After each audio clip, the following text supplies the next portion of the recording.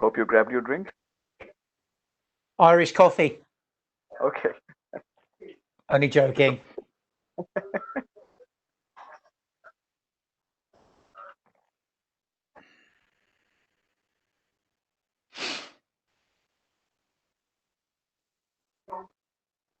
Is there any chance that I can see the screen that the people can see just quickly to check the camera angle? Yes, camera angle.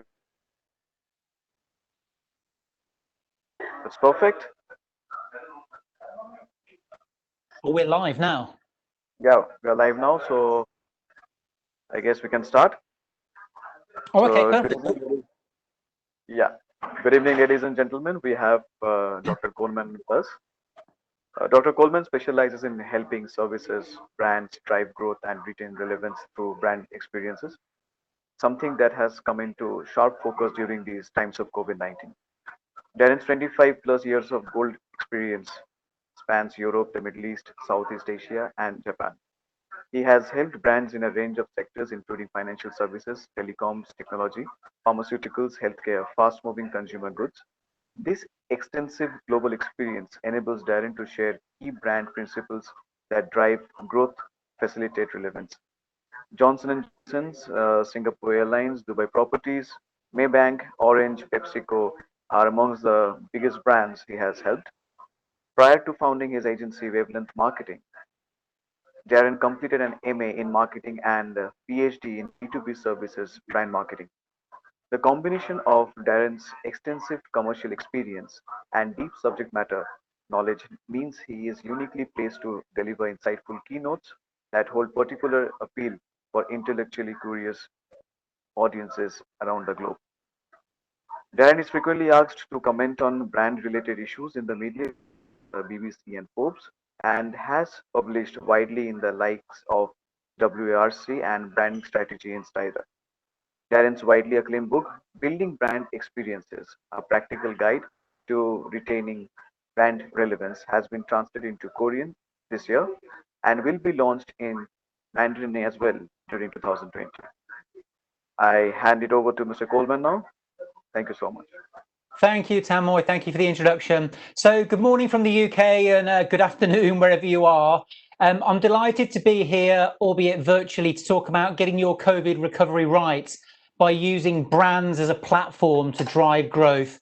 So my email and phone number are below. If you have any questions after the session, please don't hesitate to contact me. So yeah, we work with a variety of brands across Europe, the Middle East and Southeast Asia, but we specialize in helping services brands drive growth and retain relevance through brand experiences. And as we've just heard, that's come into far sharper focus during the turbulent times that COVID-19 has presented. So what do I want to achieve today? I've set myself a few objectives. I'd like to help you sell the business case for brand with greater confidence and conviction into the C-suite. I spend most of my life helping CMOs convince CFOs and CEOs to spend more money on brand. So I want to try and provide some data points and insights that will help you do this too. I want you to be able to lead brand-driven growth during COVID-19 in a streamlined, structured and scalable way. At the moment, efficiency and effectiveness are the bywords that we're hearing from clients. So I want to provide some practical advice that will help you deliver experiences in that way through brand-driven growth. I also want to help you think about how you can use your brand as a platform to drive growth. We've seen this play out very well with a number of clients, and I'll illustrate this point via some case studies. I also want to help you think about how you can reduce your exposure to capital expenditure risk through partnerships. You don't have to try to do everything to drive growth, and we're seeing a growing number of brands grow through effective partnerships where the brand is the cornerstone of that partnership success. And last but by no means least, I want you to accelerate growth during COVID-19 through on-brand roadmaps. Time and time again, we see a lot of organizations panic by launching a haphazard array of products and experiences in the marketplace Whereas really what you need to do is use your brand as the filter for product and experience roadmaps, so you have a cohesive brand-driven growth strategy in place. So let's dive into it.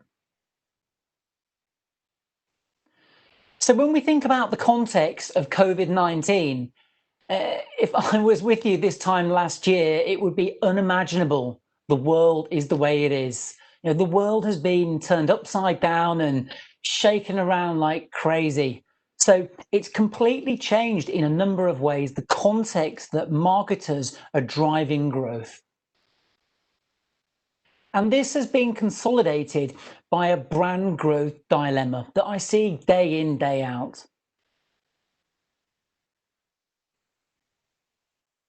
So we can see from this data point, from some Gartner research amongst CMOs, that brand strategy is the priority capability within their organizations. And we're seeing this across Europe, the Middle East, Southeast Asia, and the States. So CMOs, time and time again, are saying brand is where we need to be focusing our efforts because it provides emotional security for their customers.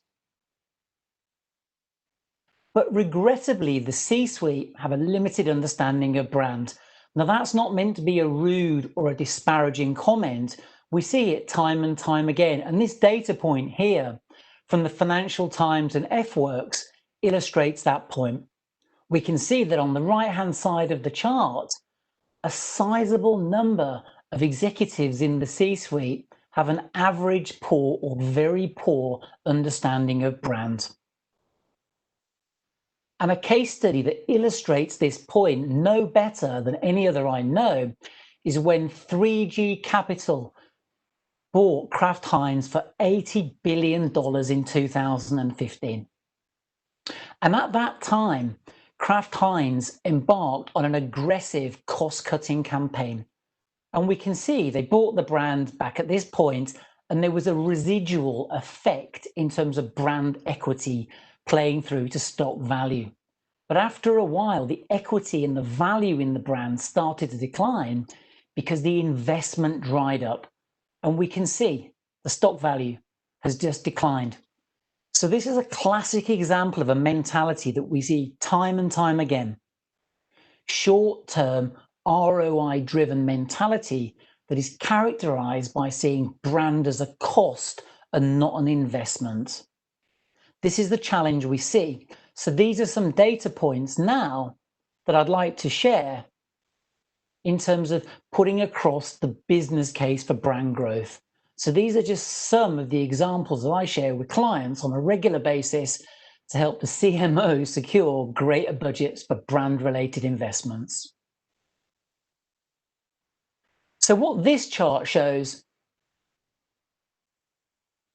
is the gradual increase in the relative importance of intangible assets in the S&P 500 since 1975. So by intangible assets, we're talking about reputation, IP, patents, copyrights, and brand. And we can see that in 2018, approximately 84% of value in the S&P 500 resided in intangible assets such as brand. So this is one way to pique the interest of the CFO and the CEO because they'll understand these types of metrics. This is another chart that tends to sway opinion with the C-suite. And what it shows is the power of brands over time. So we can see that during the last global recession, yes, the top 10 powerful brands as measured by BrandZ's index were affected by the global downturn. But what the smart brands did was double down on investment.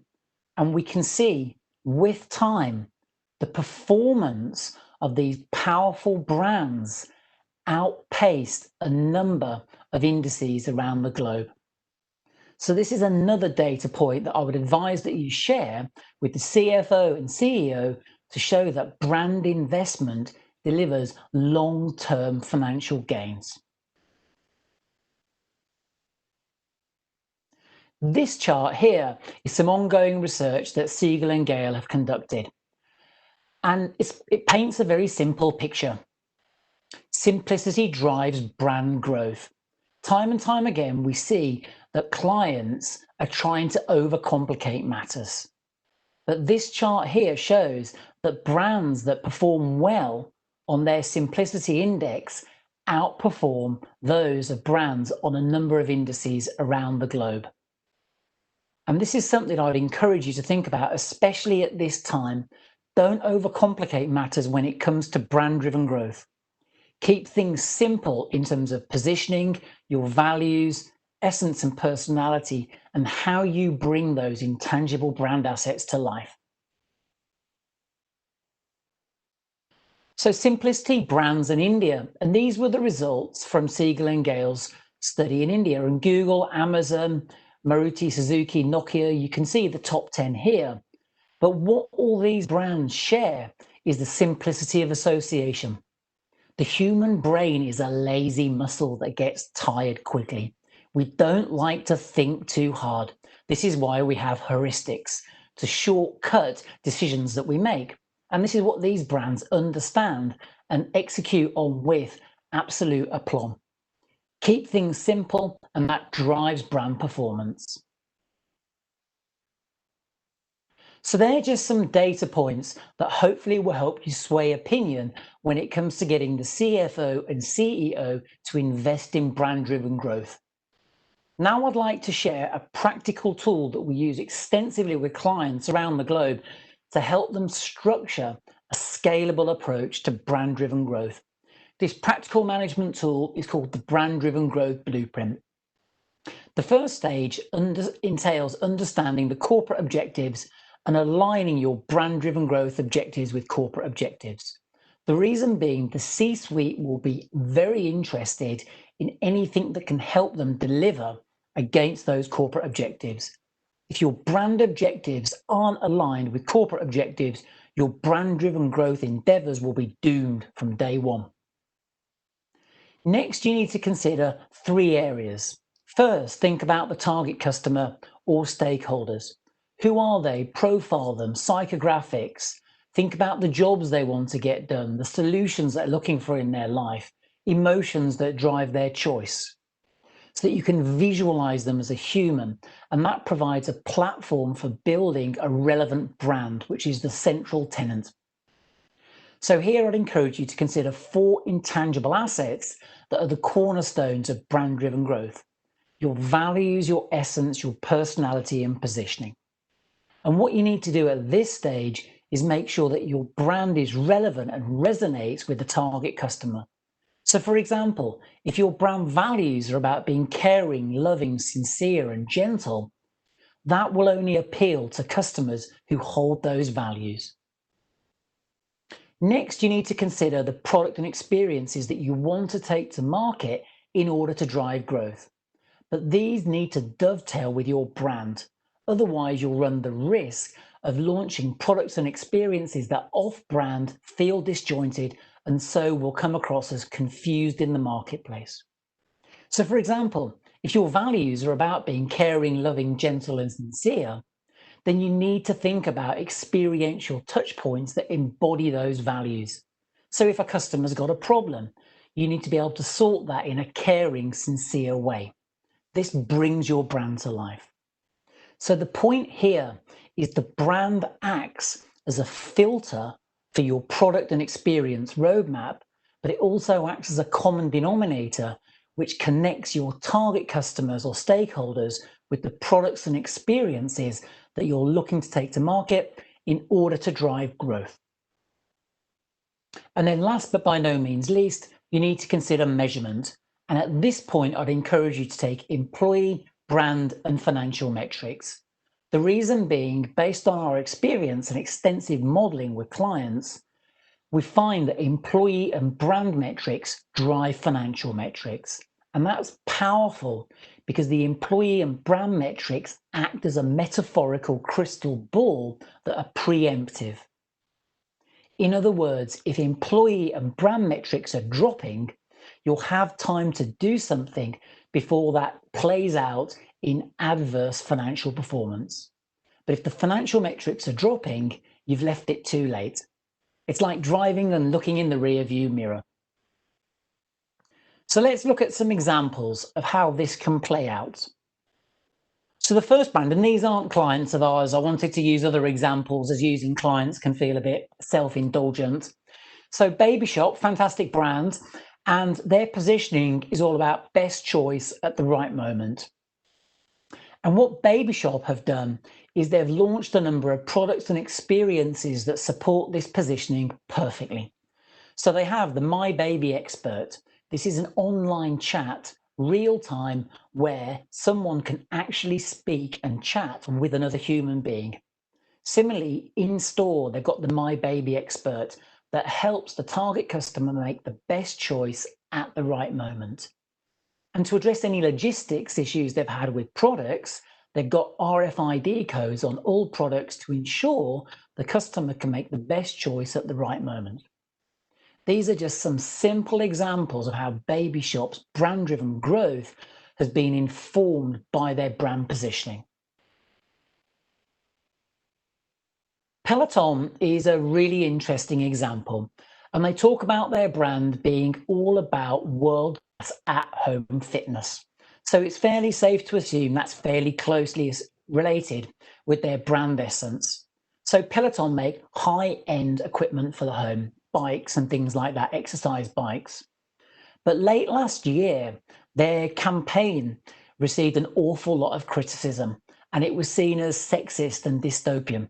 It was actually quite trite and demeaning, particularly towards women. And as we can see at this data point over here around that time, it had a marginal, if any, effect on the stock. But since that time, Peloton's growth trajectory has just been onward and upward. And what they've done is in line with this brand essence of world-class at-home fitness. They've launched apps with content. They've taken the bike to the Bike Plus. They've launched the Tread, and then they're going to launch the Tread Plus later in the year. And I've no doubt that Peloton will have other products and experiences in line to be launched that fit perfectly with this essence of world-class at-home fitness. If they didn't understand their brand essence, they wouldn't have a clear focus for this brand-driven growth via the products and experiences they're taking to market. So in terms of B2B, stretching into B2C, Cat's personality has been associated with being rugged and robust and durable. So they have heavy dumper trucks and earth-moving equipment, power generators, and then they started licensing their brand into clothing and more recently mobile phones and watches, for example. But Cat have been able to do this because all of the products that express their personality are robust, rugged, and durable. This enables Cat to grow by licensing their brand through third-party relationships. But it's not just about products as an avenue for driving growth. And Red Bull and GoPro provide an example here. So it's fairly clear that both of the brands are about adrenaline-fueled experiences. In other words, that's a proxy for their brand essence. So Red Bull has conducted stratospheric PR stunts where people are jumping out of things close to the stratosphere. They've got content partnerships with Red Bull Media, but they're also now having exclusive partnerships in F1. But the point is that both brands are all about adrenaline-fueled experiences. So it's a great fit without cannibalizing each other's growth. If they hadn't clearly understood and articulated their brand essence, they wouldn't be able to form these types of partnerships. And as you can see here from the founder and CEO of GoPro, excuse me, GoPro and Red Bull as a match are as good as it gets. So the brand fits because GoPro can capture these adrenaline-fueled experiences that Red Bull is becoming an expert at delivering. Another brand that started to leverage partnerships is Procter & Gamble. And what they've done is they've started to partner on events and experiences and content partnerships that fit with their values. So for example, more recently, we've got here Queen Latifah's first film, it was a way that Procter & Gamble could champion their support for female directors. And as we can see from the quote on the right-hand side here, Mark Pritchard, you're seeing more and more brands who are producing very engaging content that expresses the values of those brands. So what we're seeing here is the types of partnerships that Procter & Gamble is choosing to pursue are filtered through their values and other facets of their brand. And that provides the platform for driving growth. So how does this work with the blueprint? So all of these campaigns will have had objectives, but for the baby shop, we can see it was the best choice at the right moment. So at the center, that facet of their brand, the positioning, they use that as it's relevant to the target customer, but at the same time, they use that positioning to guide and inform the products and experiences they took to market to enable them to execute on that positioning of best choice at the right moment. If they hadn't clearly articulated that brand positioning, making those decisions wouldn't have been possible. Peloton, brand essence, world-class at-home fitness. So again, understanding that essence and how it resonated with the target customers also provided a guiding principle for the products and the experiences that it could take to market. So the bike is all about world-class at-home fitness.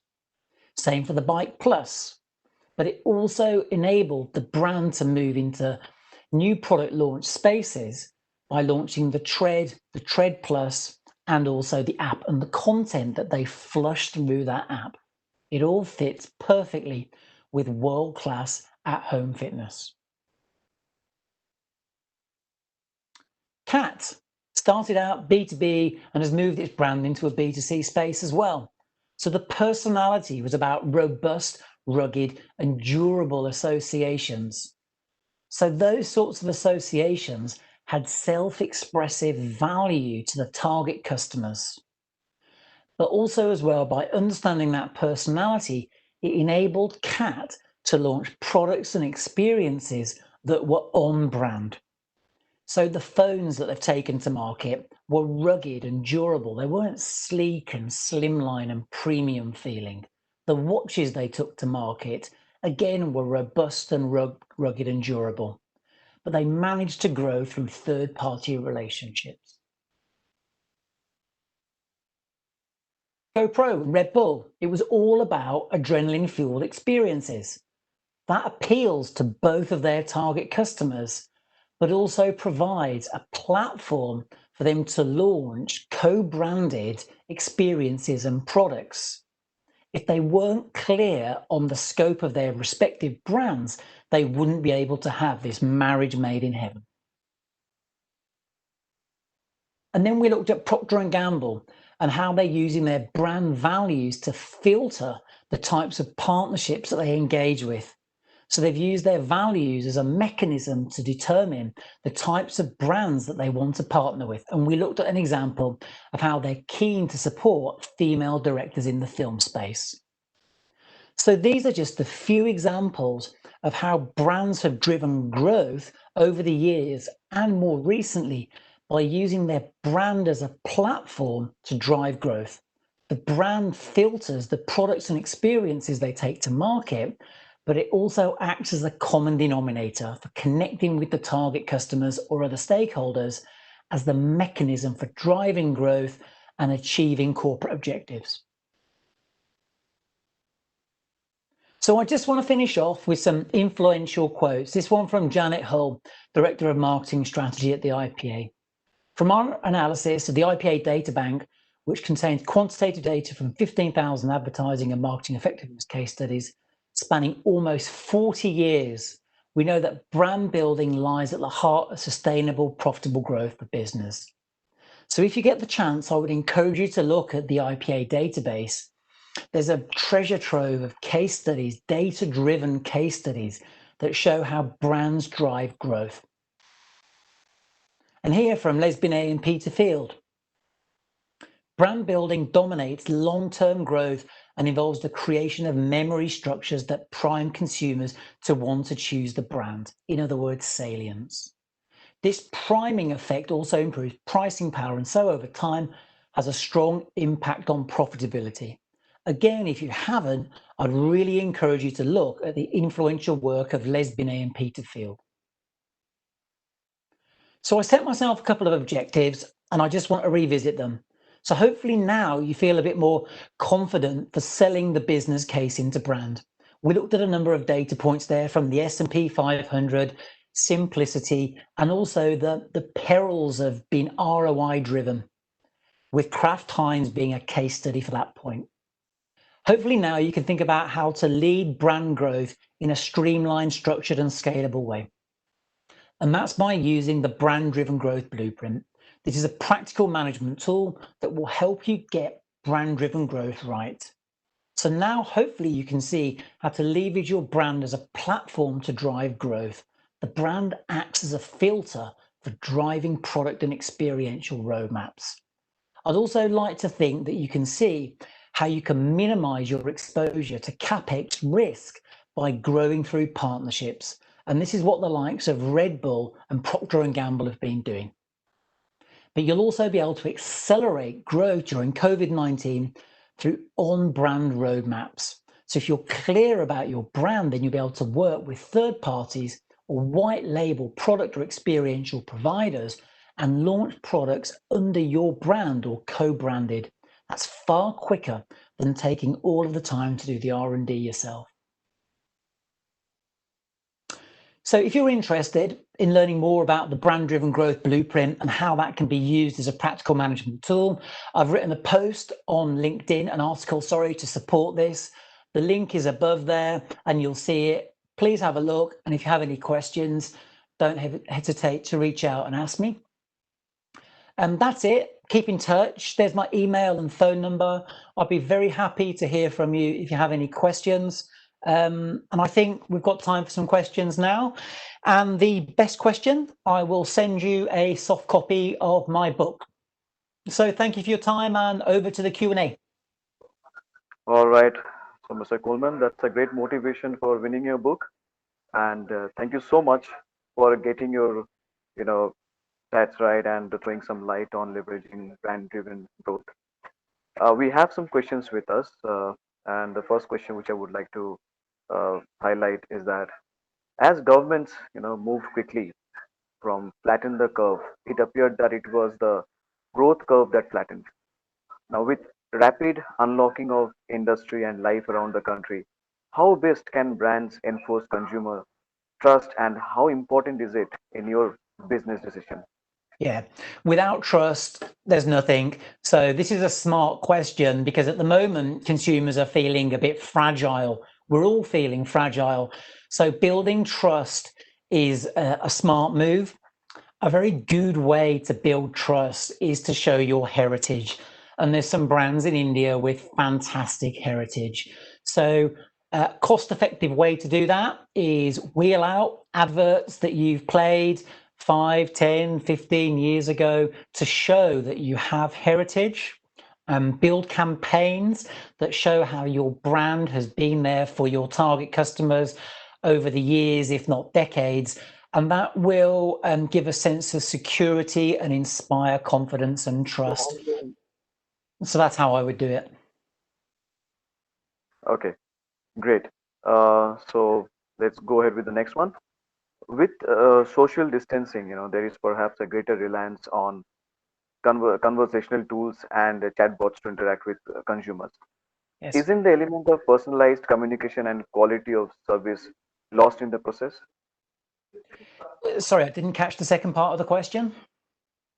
What I'm trying to ask, isn't the element of personalized communication and quality of service lost in the process? Of social distancing. Well, there's two things happening here. First, personalization has received quite a lot of criticism recently because it's not a key driver of growth. And you start to see a number of big brands turning away from personalization. I'd encourage you to have a look at the influential work of Byron Sharp out of the Ehrenberg Bass Institute of Marketing in Australia. And they talk about distinctiveness and reach as the primary drivers of growth as opposed to segmentation. So whoever asked that question, I'd encourage you to look at that research, to think twice about personalization.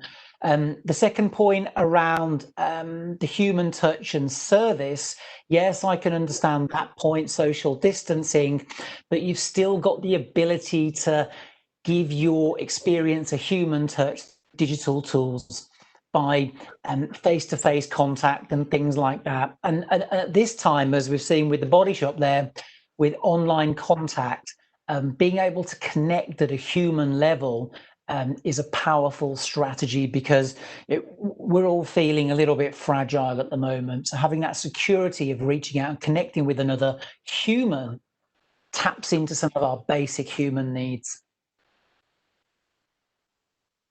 Okay, great. So the next question is, should brands, continue to monitor and control important market effects such as price, accessibility, and product range, while rethinking traditional approaches to maximize sales? Yes, is the upshot of that. And what I would encourage whoever asked me that question is to look at the importance of brand response campaigns. And this has come out of the research of Les Binet and Peter Field and their marketing effectiveness. And brand response campaigns look at finding a balance between longer term emotive brand building spend and shorter term brand response campaigns that push people over the line to actually make a purchase or do something. And I'll give you an example from here closer to home in the UK, which hopefully will be understandable. Lloyds Bank has been doing a lot of work around its brand, and Lloyds Bank uses a black stallion as its key distinctive brand asset. And a black stallion has strength, stamina, and things like that. So they're using that association at this time. But in parallel, for the response elements, they're doing a lot of direct communications to encourage customers to go and buy or sign up for certain products. So it's a bit of a combination of the two. And there's a rule of about 60-40, 60% investment in brand, 40% investment in response. But more recently, that's become more nuanced. So I would encourage you to look at Les Binet and Peter Field's research on effectiveness in context, because depending on the industry that you're in, the balance of brand investment and response investment varies. But the general rule initially was a 60-40 brand activation spend, but it's a bit more nuanced than that now. But yeah, I would keep going with the two, but find a balance between brand and response. But have a look at Binet and Field, their research, and that will help you. And if you're stuck, drop me a line and I'll send you that research. Wow, that's great. So we have a lot of questions coming up. I'm sorry, but I'm going to trouble you a bit. The No, next no, my question, pleasure. the next question which we have from one of the organization is that, you know, should brands use changing market, or can brand leverage trust as a competitive differentiator at this time? Sorry, I'm not clear on what the question is. Should brands use changing market, and what do you think? Can brands leverage trust as a competitive differentiator at this time? I wouldn't say it's a differentiator. I would say it's a necessity. If a brand can't trust you, you've got no chance. So that's why the other question about going back on your heritage and bringing your values to life and things like that. If people don't trust you, especially at a time like now where the world has been turned upside down, if people don't trust your brand, you've got no chance of even having a conversation with them. So it's not a point of difference, it's a point of necessity. If someone doesn't trust you, they won't engage with your brand, and you won't even have the chance to sell them anything. So yeah, no trust, no business. All right. So one last question, which we have is like, how important is it for brands to go local in the current business scenario? It depends on the nature of your business, and it depends to the extent to which it's digital, and it depends on how cultural your business is. So, for example, things like food are very cultural, and I'm aware that even within regions of India and Asia Pacific, there will be different tastes. So, and it's about how much you can afford to go local with your experiences. Um, yeah. And it comes back to this brand response. So at one stage, brand is about volume, get the message out and make sure that your values and your brand resonates across segments. But then it's at the response level where you start to think about more focused campaigns. So um, my advice would be to do less well. And that's what we're seeing with clients that are performing well at the moment. They're not trying to do everything, they're doing fewer things well, and they're using data and analytics to fine tune their marketing so it's both effective and efficient. So work closely with your insight departments or your market research teams, or research agencies to really understand what's driving choice and what's making your brand relevant, and then really focus on those as the platform for growth right now. Yeah. Okay, great. One final question. I'm sorry, this was a request coming up. Uh, how can business leaders leverage brands as a powerful platform to drive growth in existing or new categories and markets? Um, in the ways that I've just hopefully explained in some of these examples. So the first thing is you need to have clearly understood and articulated your brand, and at a basic level, that means you need to have values, essence, personality, and positioning. So the good news is if you've got those things, you've got a brand, and then you should use those as a filter for products and experiences that you take to market. But if you haven't got those four things, I would take a step back and think about really understanding and articulating your brand, because if you haven't, you won't have the platform to build the product and experiential roadmaps on. So it'd be like building a house on bad foundations.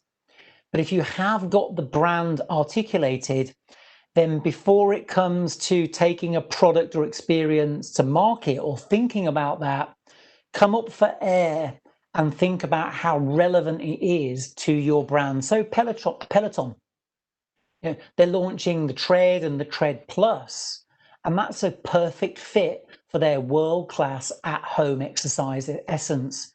So I would encourage you, before you do anything in terms of taking a new product or experience to market or moving into a new market, come back and assess how relevant what you're thinking of doing is to your brand, because otherwise you'll have a really fragmented and haphazard product or experiential portfolio in the market, and that will confuse your customers and stakeholders. And if they're confused, they'll back off, and that'll do more damage than good. And that's why I say do less well. Yeah, do less well at the moment and focus on things that really are relevant to your target customers, because your brand and that facet of your brand is relevant to them. All right. Thank you so much from all of us for answering all the questions, and it was a wonderful session. And I'm sure there are a lot of takeaways which our audiences had. And I have personally attended a few of your sessions which you did with us, and it was really encouraging, really motivating, and I had been trying to implement few of them in my own department as well. And Good. thank you so much once again, and thank you for giving your precious time. And you will have a wonderful day ahead. Brilliant. Thank you for inviting me, and take care, everyone. Thank you. Enjoy the con. Bye bye. Yes. Bye bye. Bye.